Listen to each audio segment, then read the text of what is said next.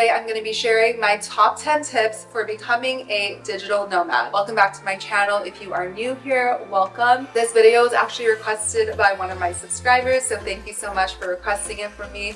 If you want to see anything in particular, please let me know in the comments down below and I will do my best to fulfill your request. I've been a digital nomad for several years now. I've made probably hundreds of videos on being a digital nomad, but I haven't really shared how to become a digital nomad. I've showed myself working in several different capacities as a digital nomad. I've worked for a corporate company, working from home, abroad. I've moved abroad to teach English. I have worked for myself as an entrepreneur abroad, and as I'm doing right now. For those of you who aren't familiar, I actually have a guide called How to Become a Digital Nomad. It's completely free. You can find it in the description down below, and I'm going to be outlining the guide actually in this video, but you can head there and check out the details to see exactly what I'm talking about. My first tip is to shift your mindset. Becoming a digital nomad, like I said, is more of a mental thing at the beginning. You need to really disconnect yourself from this kind of idea that you have to be living this certain way, have to be following this trajectory that is expected of you to get a job and settle down and live in this one place and everything, and kind of understand that you can live differently and you can be successful and very happy living differently. And also to really be intentional with why you want to live this way. Is it because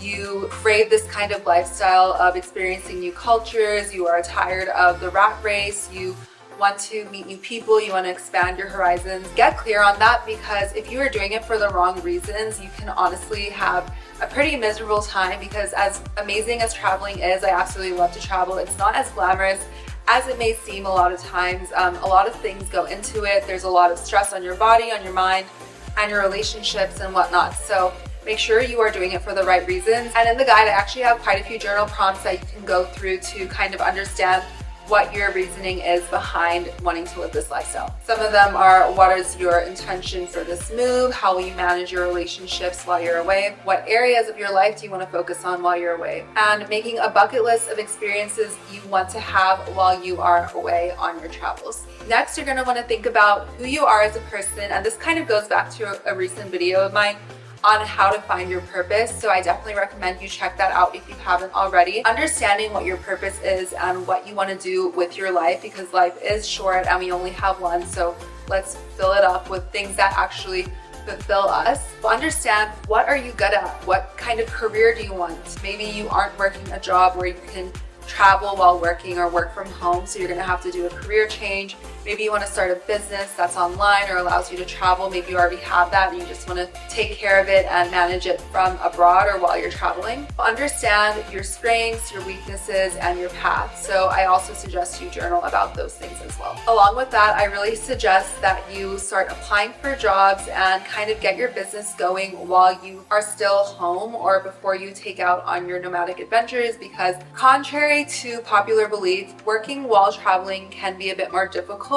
It's best to have a strong foundation laid before you go out and nomad, so that way you are managing systems and kind of building from something rather than starting completely fresh, because that can kind of be difficult, especially if you are constantly on the go. My third thing would be managing finances while abroad. This can be kind of complicated and difficult because of tax reasons, and then also banking and hidden fees and all of that. So I highly suggest that you get a travel credit card before you move. I have the Chase Sapphire Reserve.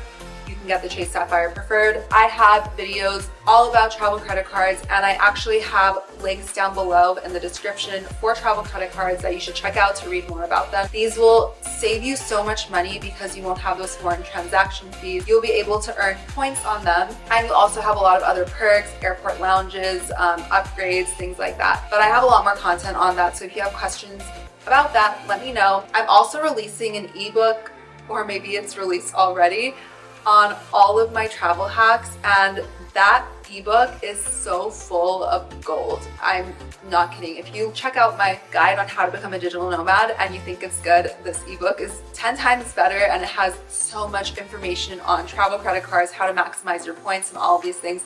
So be sure to check it out. If it's out already, it'll be in the description. If it's not out, I'll be sending out an email through my email list, which you will get if you sign up for the free guide on how to become a digital nomad. But I highly suggest that you take some cash with you, but not too much. Make sure you have access to your debit card, credit card, and it's best to have 2 bank accounts. So in case one debit card isn't working, you can use the other. But there are a lot more tips in the guide about managing your finances. And I actually have other videos about how I budgeted, especially when I taught English in Spain and I was only earning 1,000 euros a month. Budgeting is so crucial. So depending on how much money you're earning, what you're doing with your career during your time of nomading, definitely be careful of how you're spending. But also many times when you're traveling, rent is cheaper, the cost of living is cheaper in other countries, especially if you're coming from the US.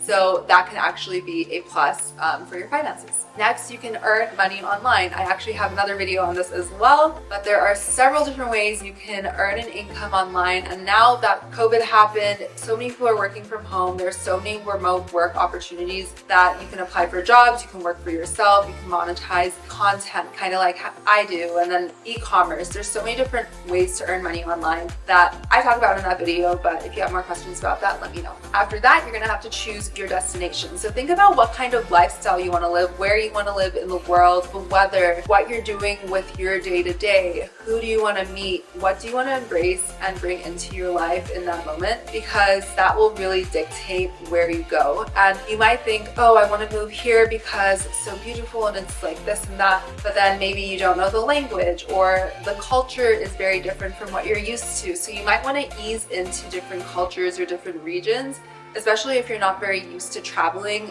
It might be a very abrupt switch for you to move from the US to, let's say, Japan or China or something like that. But maybe Europe might be an easier transition, or instead of going to Brazil or somewhere in South America, you could start in Mexico, or there's so many different options. And of course, if you need help with anything, I do give travel consultations and I can walk you through creating a plan. We can talk about what your best options are, earning money online, all of that stuff. So you can book that in the description as well under travel consultation, and we can figure that out for you. Destinations are very important. Make sure you don't just choose one off of a whim, but you actually really analyze and study where you're going before you actually move there. The next step would be to make yourself light. You do not want to travel with a lot of things. Trust me, I've done it both ways, and I much prefer going with one suitcase, leaving my stuff behind, selling things, just shedding. This is a great opportunity for you to have a fresh start, to shed old energy, physically, emotionally, mentally, everything, and move to this place and have the new beginning that you kind of need every now and then. And when you're there, you are going to buy things.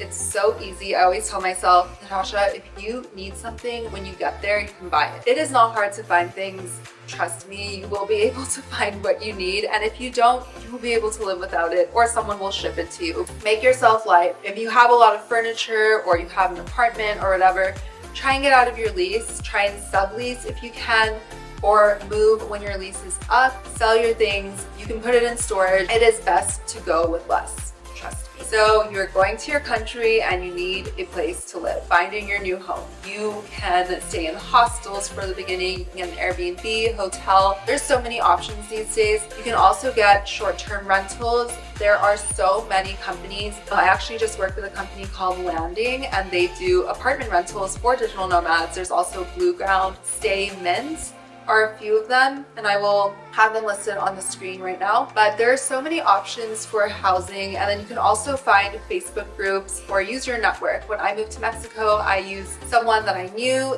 somebody else who had an apartment that I rented from them, and my friend Jessica and I split the rent, which was $600 US a month, so we each paid $300 for a 2-bedroom apartment. And then when I moved to Tulum, I found my apartment on Facebook Marketplace, which is also a really great option. If you are looking on Airbnb, you can always message the host and say you're staying longer term and see if they can negotiate the rate down. But there are so many options on that as well. I also have a video on how to find an apartment in Spain, which is really helpful with all of this. And also the guide has a lot of information. And of course, the ebook that I'm releasing has even more information on how to find housing abroad. Next, you're gonna book your flight. I highly suggest, if you don't have a travel credit card, or if you already have one, but you can sign up for another one, to sign up for the credit card around the time you're booking your flight so you can get that big signing bonus, and your flight will be probably free. So take advantage of those offers. More information on credit cards and which ones are my favorite and everything are in the description. Booking your flight, don't do it too far in advance. Keep an eye out on it. Also check nearby airports that you can fly out of or fly into.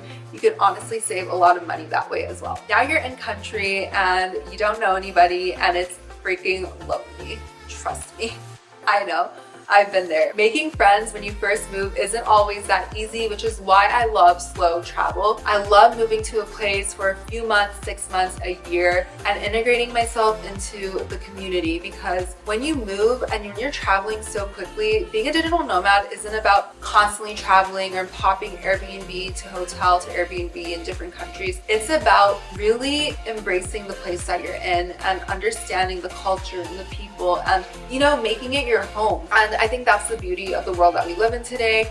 There are pros and cons to it, of course, but we have that ability to embrace different cultures on a different level than we did before. We don't have to travel as quickly. We can take our work with us. There is so much flexibility. I really am grateful for that. Making friends, of course, does take effort. I love Facebook groups. Digital nomad Facebook group, expat Facebook groups are great as well. Also social media. I'm very present on social media. You guys don't follow me on TikTok and Instagram, make sure you do that, but I am always somewhere and I always know someone, or I'm like 2 degrees of separation away from somebody that I know in the place that I go to, and I will always make use of that. I will always reach out to people who I have mutual friends with or ask people to introduce me to their friends in a place, because that is the best way to explore a city or a country. And I have so many friends that have written me guides or given me tips on places to go and whatever it is. And I actually have a series coming out very soon where I will be sharing my itineraries for you, so stay tuned for that as well. Making friends, yeah, it can be daunting, but just go out and do it and know that people are gonna gravitate towards you if you put that energy out and just be social and put yourself out there. And my last tip for being a digital nomad or becoming a digital nomad is reflect, reflect, reflect. Be so aware of your emotions, of your mindset, how things are shifting and changing within you, because it is difficult. It's not a walk in the park to uproot yourself and move yourself to a new country or a new city, especially alone. As cool and as beautiful and as glamorous as it can seem, it's difficult, it's isolating, and that is when you grow the most. Just know that these experiences that you're having are going to cause you to grow at an exponential pace. You're gonna get so much more out of this than you would if you stayed in one place. You're gonna have those amazing times, but sometimes it doesn't happen at the beginning. The beginning can be very isolating and lonely, but trust me, you're gonna wanna stick it out, which is why I really, really stress to not go for just a few weeks, but go for a few months, because the first few weeks or month might be a little lonely or a little weird. You're gonna be adjusting, but things will get better and you're going to have an incredible time wherever you go. Let me know if you found this video helpful. If you have any questions, please leave them down below. I know I kind of went through everything quite quickly, but there's so much to cover and it's kind of hard to do it all in one video, but please go check out the guide on how to become a digital nomad. There is so much more information in there, and of course my ebook is going to have a lot of information as well, so stay tuned for that. And if you're planning to move abroad and need individual help, I can also do that, so book a travel consultation with me down below as well. Thank you so much for watching until the end of this video. Subscribe if you haven't already, give this video a big thumbs up, and I will see you guys in the next one. Bye.